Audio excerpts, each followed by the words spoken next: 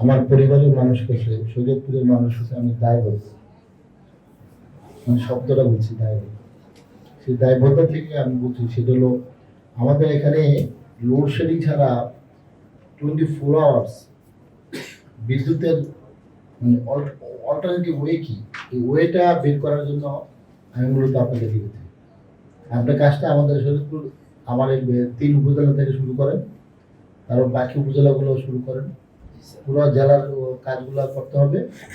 আপনি শুরু করবেন আমাদের এখান থেকে। সেখানে আপনার কি কি লাগবে, ট্রান্সমিটার, আপনার ওভারহেড কেবল, আপনার লাইন, আপনার ডুয়েল লাইন, কি লাগবে, কি করতে হবে।